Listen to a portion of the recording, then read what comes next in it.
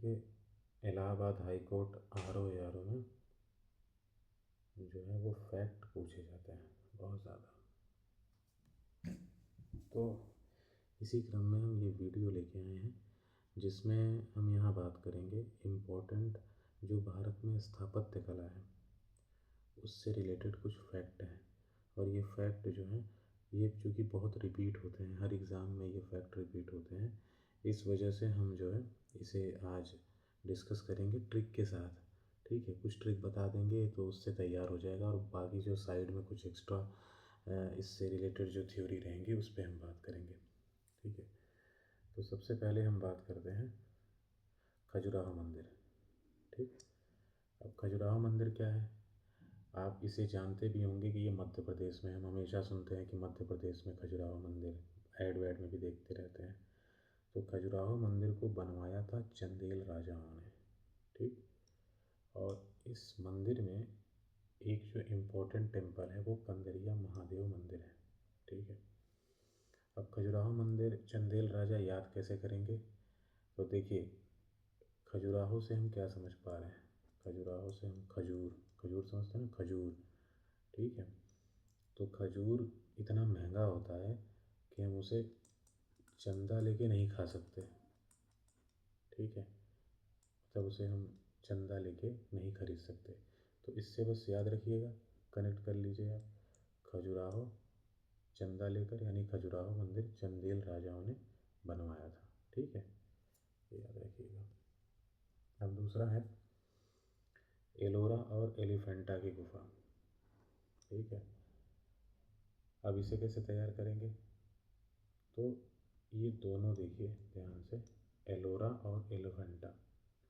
पहली बात तो ये महाराष्ट्र में है, इसे ऐसे याद रखिएगा, जानते भी होंगे इसे, इसमें कोई ट्रिक नहीं है, इसे आप डायरेक्ट याद कर लीजिए, सबको पता होता है महाराष्ट्र में। अब ठीक है, एलिफेंट, एलिफेंटा से क्या, एलिफेंट, एलिफेंट के ना पाँव बहुत भारी होते हैं, ये बहुत भारी होते हैं पाँव, और जब ये चलते हैं ना तो लोगों को कूटते हुए जाते हैं। कैसे जाते हैं, कूटते हुए, कूट दिया।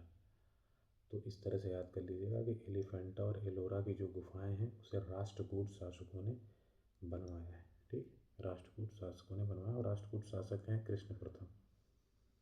ठीक, कृष्ण प्रथम ने एलोरा और एलिफेंटा की गुफा बनवाया था।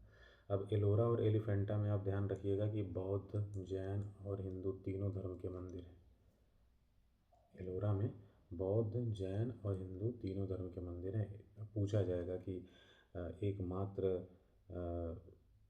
जगह का नाम बताइए जहाँ पर आपको बौद्ध, जैन और हिंदू तीनों धर्म के मंदिर मिलते हैं, तो इससे याद रखिएगा। ठीक है, और भी कुछ जानकारी अगर आपको जानना चाहिए तो हम बता देते हैं कि एलोरा में ना टोटल 34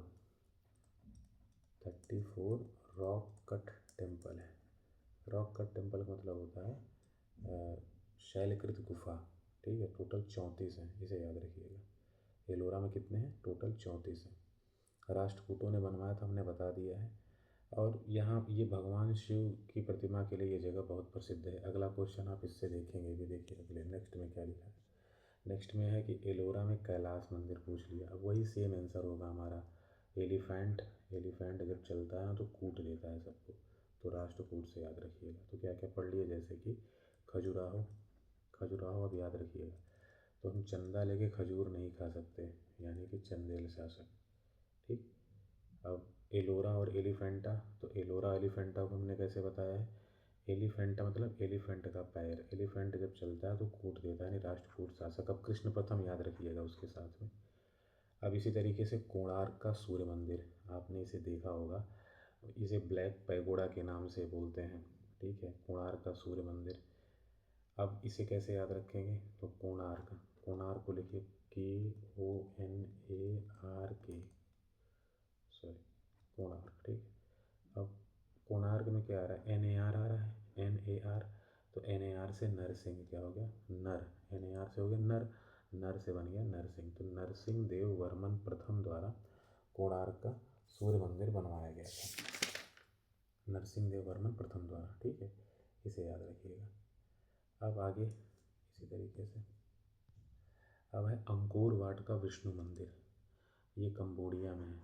अंकोर वाट का विष्णु मंदिर कहाँ पे है, कंबोडिया में। इसे कैसे याद रखेंगे? अंकोर वाट, वाट में देखो क्या लिखा है आगे, वाट। तो बल्ब खरीदते हैं ना, बल्ब, बल्ब, बल्ब कहते हैं कितने वाट का बल्ब है।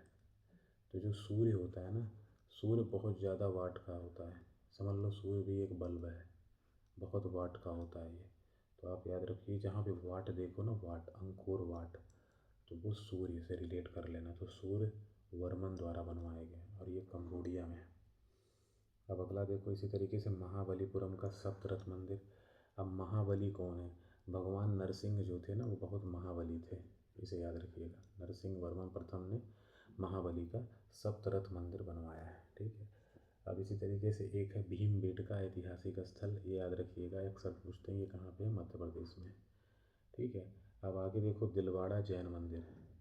तो अब दिलवाड़ा जैन मंदिर ना माउंट आबू में है। दिलवाड़ा जैन मंदिर कहाँ पे है? माउंट आबू में है। इसे कैसे याद रखेंगे? तो देखिए, दिलवाड़ा, दिलवाड़ा जैन मंदिर बनवाया किसने था? चालुक्य शासक हुआ करते थे भीमदेव प्रथम। भीमदेव प्रथम के सामंत थे विमल शाह। तो देखो दिलवाड़ा विमल, दिलवाड़ा विमल, विमल का एडवर्ड देखते हो ना, तो उसमें क्या आता है?